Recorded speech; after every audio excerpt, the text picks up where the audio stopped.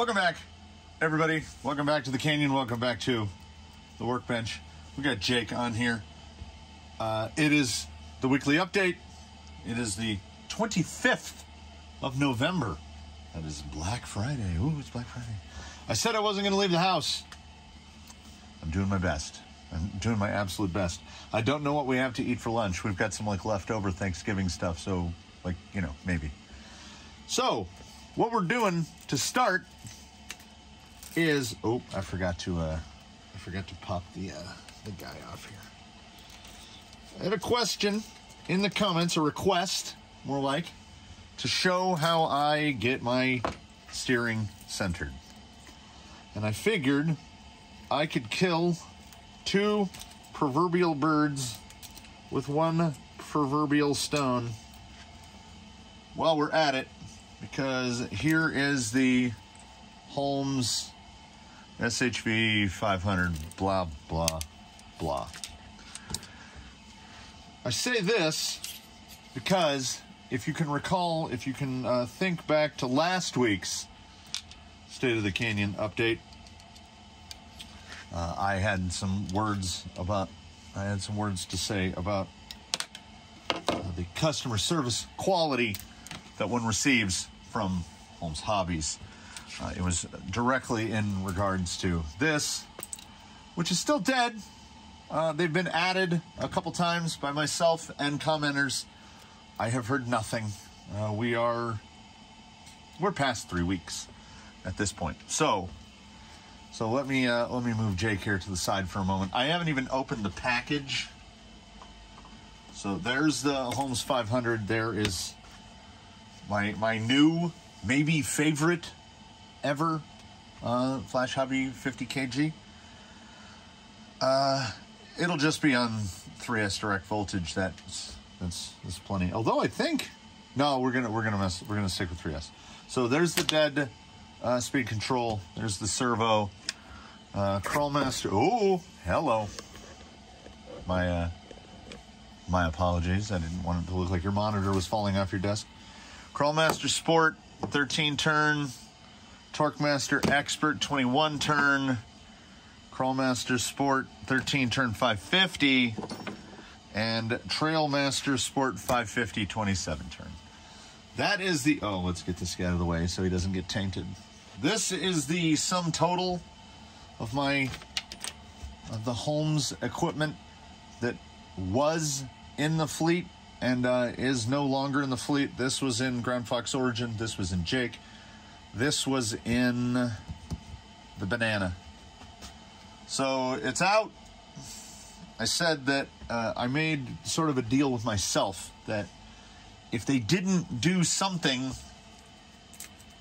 to at least, just acknowledge that I contacted you. You know, that would be great. They did nothing, so they don't. They will no longer in the future receive my business, nor shall I use their products. So that is that. Let me know in the comments. What do I do with all that? Everything is perfectly functional. The Torquemaster is that's a really good motor, and in terms of sealed can, like if you've got a TRX4 and you want to upgrade it from the stock Titan, this is a brilliant motor. It really is. But when I burn it, I burn it to the ground. So, we're just gonna let it go. I don't care. More detail. The day after Thanksgiving is the day that, to my wife, Christmas season begins. So it begins in official today. So out of frame, if you went straight up, there's Christmas. She's got the Christmas village. We've got the Christmas tree in the bag. We've got all the ornaments. We've got these little cubbies that I built up above the entertainment center, above the TV. I did a whole built-in, that's the whole wall. And it has these 4, they're probably about, I don't know, 16, 18 inches wide, maybe 2 feet tall, and about 16, 18 inches deep. And those get a whole holiday decoration thing going every year. So that begins today. So I'm dragging my feet a little because I'm going to have to go up and down a ladder a whole bunch of times. I also get to put the lights on the outside of the house. But first,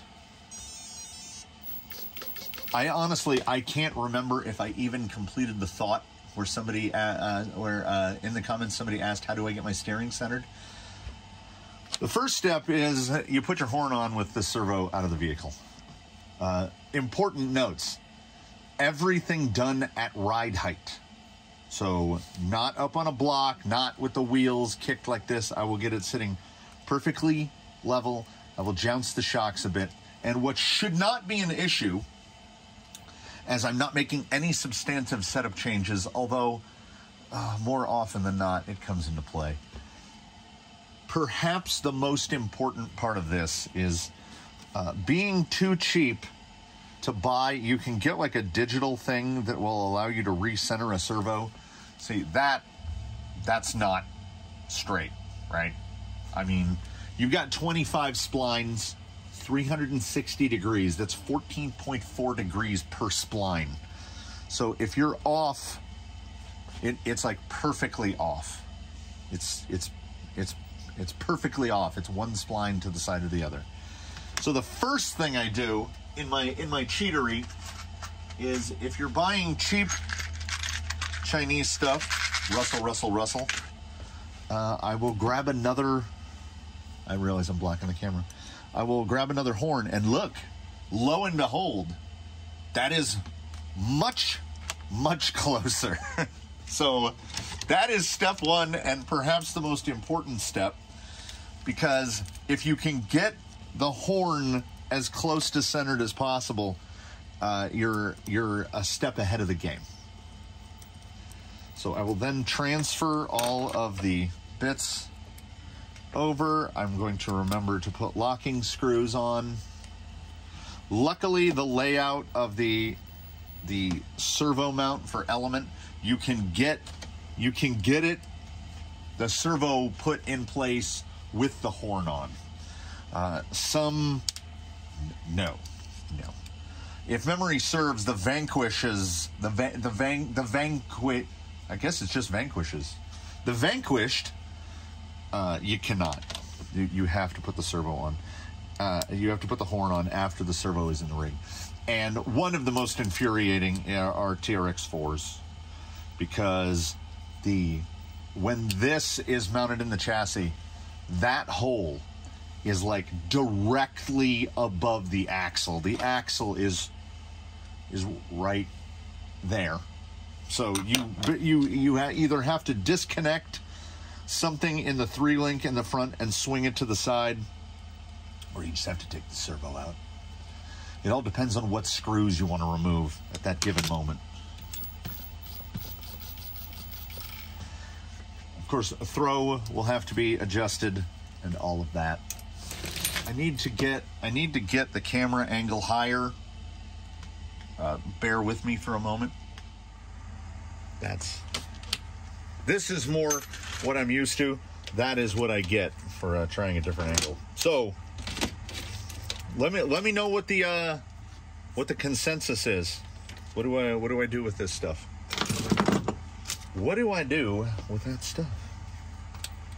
Then we stick this guy in here. Oh, also, the case on the home servo is an unconscionably oversized thing.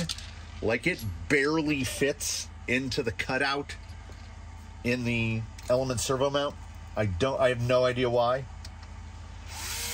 Whereas this Flash Hobby, there's also, oh, okay, this is worthy of mention. In terms of centering, you've got literally wiggle room. How can I get this to where I'm not shading it? Come on.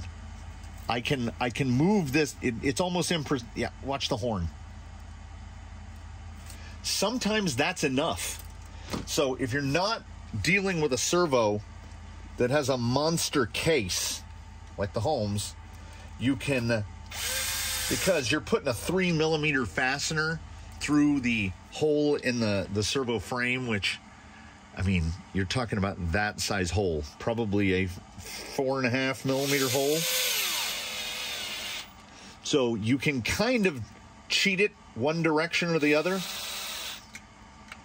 Now, I know, actually now, I am not going to have to deal with the Panhard bar because I went through all the work to get it centered already. You can see, let's see if the camera gives it any parallax. No. I do the usual, I pick a point, like, I'll use this to point with, like the kingpin screw, and I measure the distance from the kingpin screw to the side of the frame rail, right? This measurement and this measurement should be the same at ride height. They are going to change to some degree. This setup in the front end has very minimal bump steer. He is running a curved, this is made out of a link for a Red Cat for an Everest 10. I made that link. And you see it's got a spacer on there. Can you see? Yeah. Because getting that angle set is everything. Because if your track bar, Panhard, whatever you choose to call it, if that length isn't right and you've got more axle on one side or the other, your steering is going to be messed up. And it's also going to be that when the steering will throw, like the frame, like if you ever notice in a rig when you're tuning it and setting it up, if you steer it and it's not at lock, because if you don't have your endpoints set correctly and you turn too far, it's going to compress that side. It's going to go like that. And if you turn this way, it's going to go like that.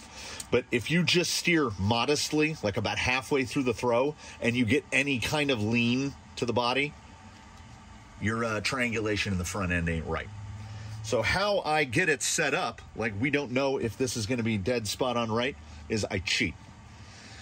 That's a vintage Associated factory team turnbuckle. There are turnbuckles for steering links on almost every rig in this building because no two servos are alike. Like I'm almost positive I'm going to have to put a couple turns into or out of that. You'll note I run a very long horn on this back a hole. It's actually not that much farther out past the 24mm on a standard horn. But I run that because, allow me to pop this blitz ball in, if I can. Take. So what do we got? Yep, we've got a little bit this way. The camera kind of overemphasizes it because at whatever focal length these tiny lenses are, it's kind of pulling it out. If we go back and straight up, you can see it's the tiniest bit over this way. And I just put a turnbuckle on it, and I adjust it. This one is Jake's fangs kind of get in the way, and these old Associated turnbuckles don't have any marks on them to let you know which direction is which. Like Lunsford Axial, they all have like a line. And honestly, I'm not even 100% sure what the line designates. Like, what is it? Like if the line is on the left, line is, I don't know. I just try to, if I'm using multiples, like the old Tranquish here, you see he's running he's a full droop guy. So he's running a turnbuckle for steering and a turnbuckle for the Panhard bar. And his setup in the front is actually pretty good, despite him being made out of parts to a whole bunch of different stuff, because optimally, and there isn't a lot you can do about this, you can space your chassis mount out a little bit. In a perfect world, because what we're doing is building triangles, you want your Panhard bar, your track bar, and you want your steering link to be as close to the same length as possible. Are we getting full throw? Maybe. Oh, I have to see what the endpoints are set at because that was a whole different servo. Yeah, some servos, for whatever reason, just have more, like a servo will say, I believe these Flash Hobby guys call themselves 180 degree. When you take them out of the package, they don't throw 180 degrees. So with this long horn, I'm exhibiting a lot more leverage on it. So Jake's endpoints are set to around 90%. With the home servo, they were set at 70%. So you see, for me to get this centered, it takes a few seconds because I put a turnbuckle in there. Now, if you don't have a turnbuckle in there, what do you have to do? Because you have a solid link. If that link is too long, you're going to have to get a shorter link. If the link is too short, you can do what I did here with the Panhard, and you just keep stacking washers, spacers, whatever, to get it where you want. Which is why I just recommend, what you can do is you can set your rig down, got it at ride height. I got to tuck these wires in. Get it at ride height. The servo will be centered. You can center the wheels as close as you can to possible. And then you just measure the distance from there to there, or the distance in between the ends here. And you can get within a couple millimeters of what length turnbuckle or rod you will need. And I actually need one that's a little longer. I've got there's 3-4 millimeters of thread showing on either end. So this steer link actually has some flex to it because it's not into the rod ends enough. It's not out so far that it's going to tear them out or anything, but optimally, in a world of perfection. Oh, I got to do this. In a world of perfection, the threads will be all the way in. You'll be tightened up where you need to be. So I am just going to do my usual, get these wires. I don't worry about heat, so I just kind of shove the wires into the heat sink of the vintage Mamba Max and use it as a little wire loom. It works, and then we tuck this back the other way, and then usually one zip tie. Oh, hey! I meant to apologize in advance if there was a like that low grumble in the background, which was I didn't have any charged batteries. Because, always prepared. Always prepared.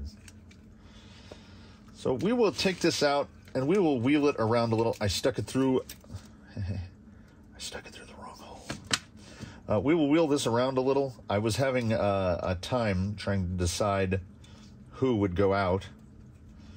Also, potentially worthy of note, Jake, being built around an Ecto body, he's got those two holes right there, which an Ecto bumper used to, I didn't get this oriented correctly. That's good enough. That is good enough. We're burning daylight. Used to have an Ecto bumper that kind of helped serve to keep his body in place. I don't know when it fell out, but I haven't seen it in a couple weeks, and I would have thought I would have like raked it up or something. So I feel like it'll turn up. We'll see. Otherwise, maybe I can weld something up. I haven't welded a bumper up in a while. We got dig. Get dig. Yeah, there's one that you should all take into account and check before you set your endpoints and before you do all your adjustments. Make sure that the servo is turning the correct direction. Mine was not. Okay, let me see. I do a little informal test where look at the distance from the fang to the tire right there. We got a couple millimeters there. And then fang to the tire, we got a couple more millimeters on that side. So either it's jacking the weight over and pushing the whole axle, or I just don't have, do I have enough endpoint? Yeah, that's at lock.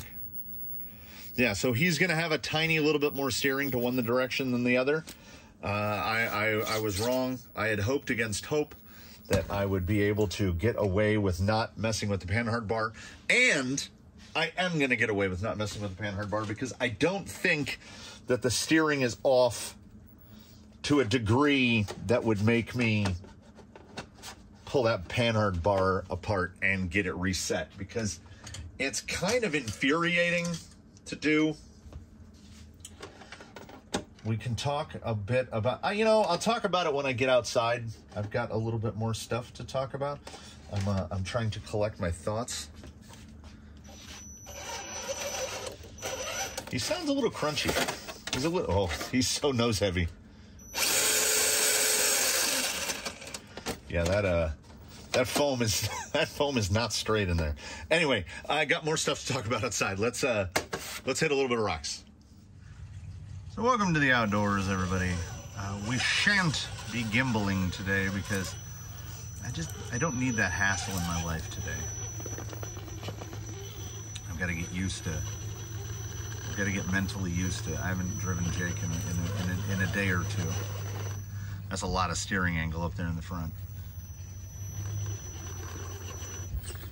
This is I didn't clean anything down this week. His throttle feels strange. But that might just be because, I'm mentally used to something else.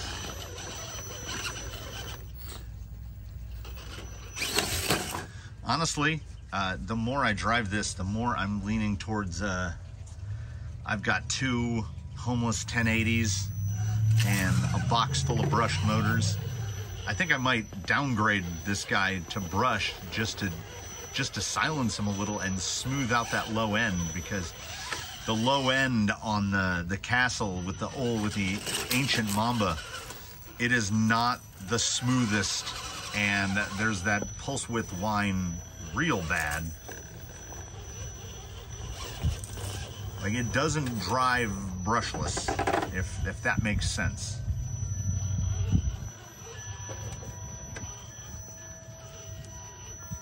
I'm kind of the finger feel is coming back though, and Jake is a sticky fellow. What is that rock that got knocked loose? Yeah, see, he can pull it around nice and tight. Let's do it. Yeah, the steering is excellent.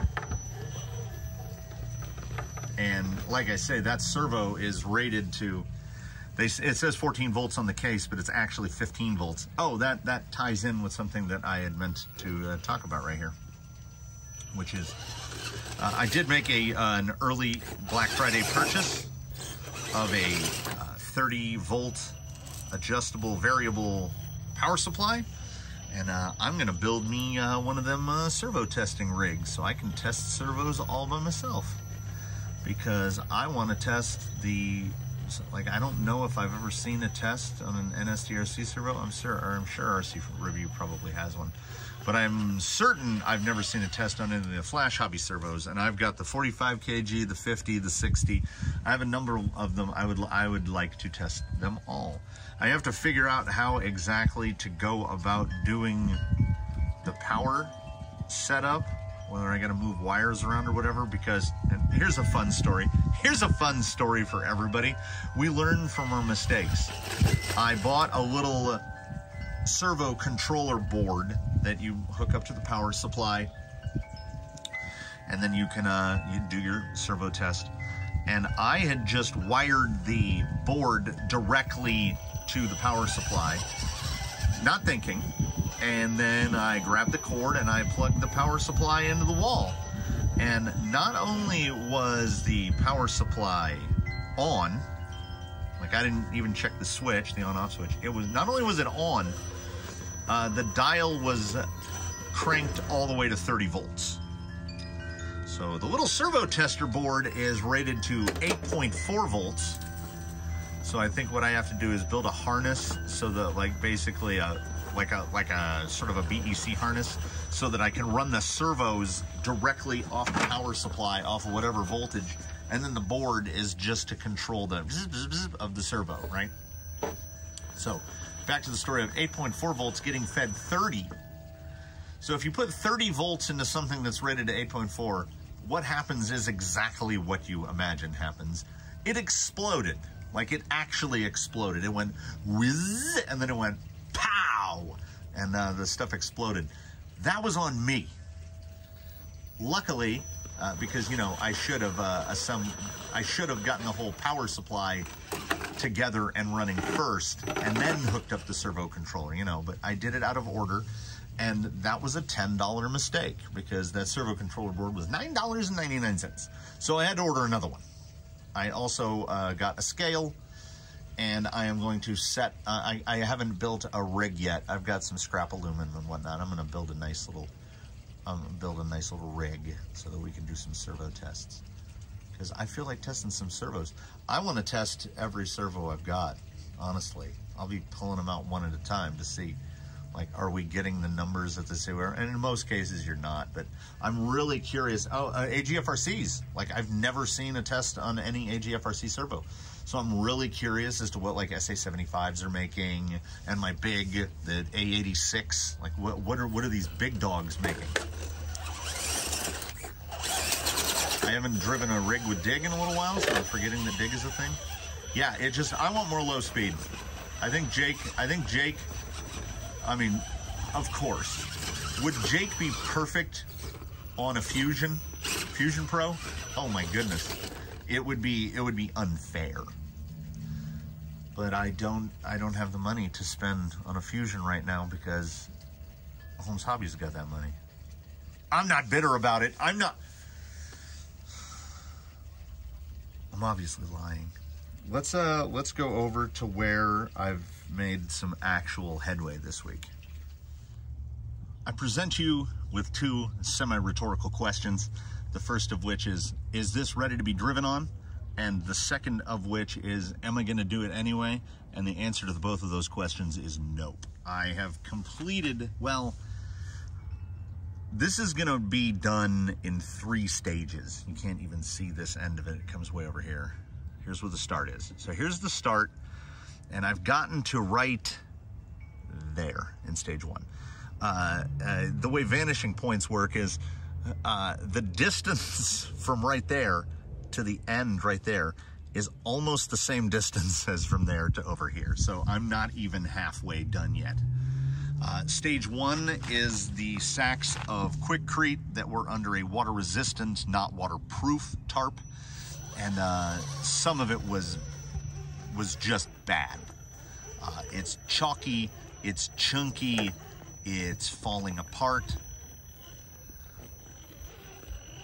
It's appropriate that Jake gets to test this out. Oh. Yeah, I am changing the motor out of that.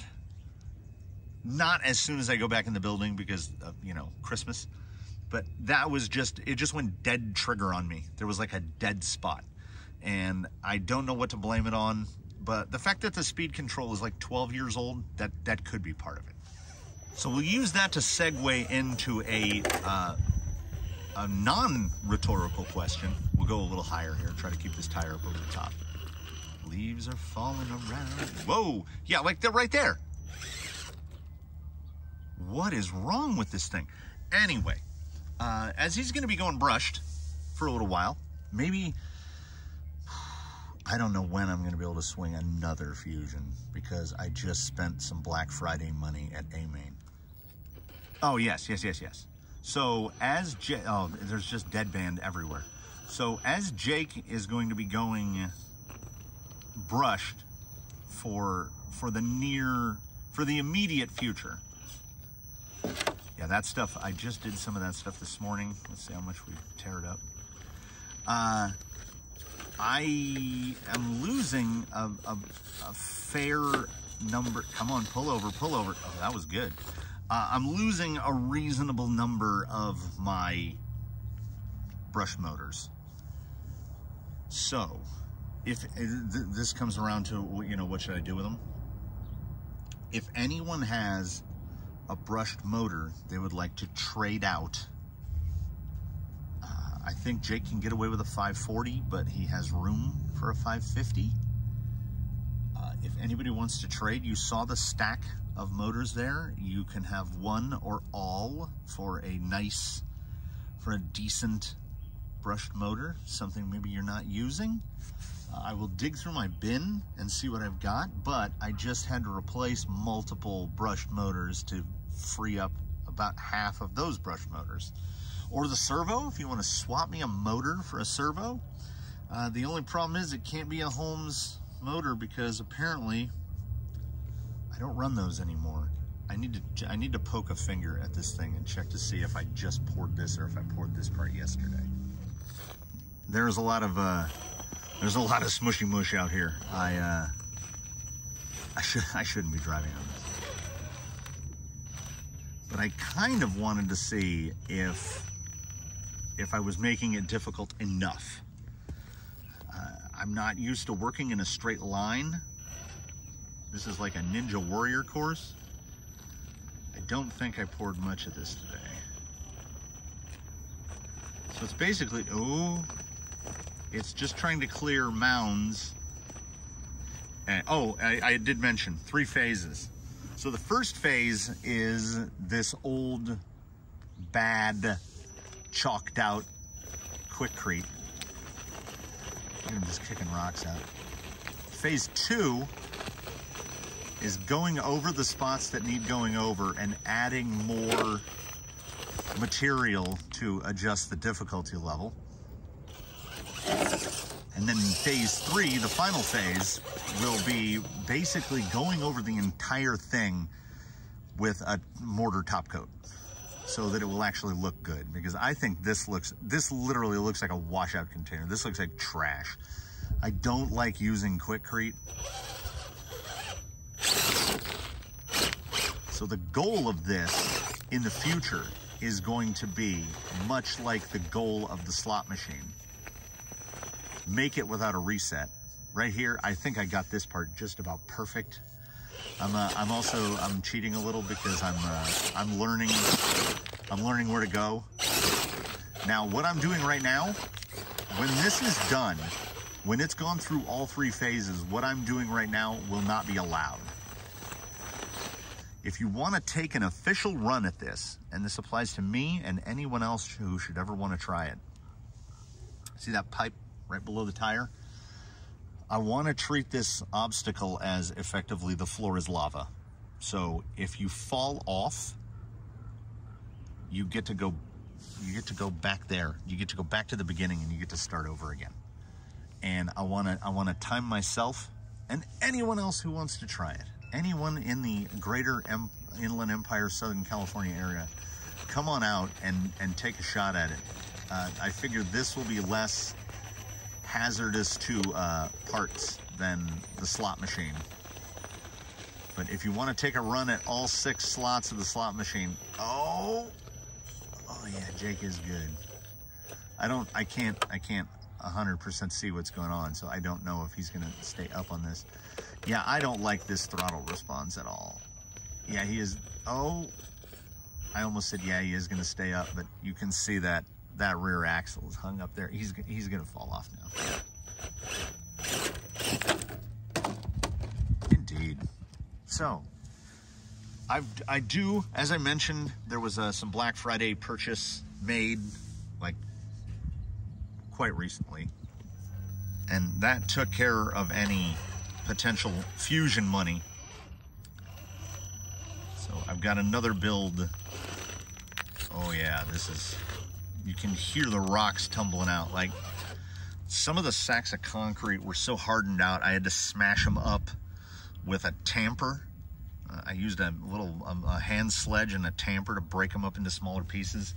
So in some spots, it's not drying because the amount of concrete, the actual amount of Portland in it is so light, but it doesn't matter. A trash base is fine because I'm gonna go over the top of this. I just wanna see if it's possible to fit through these trees.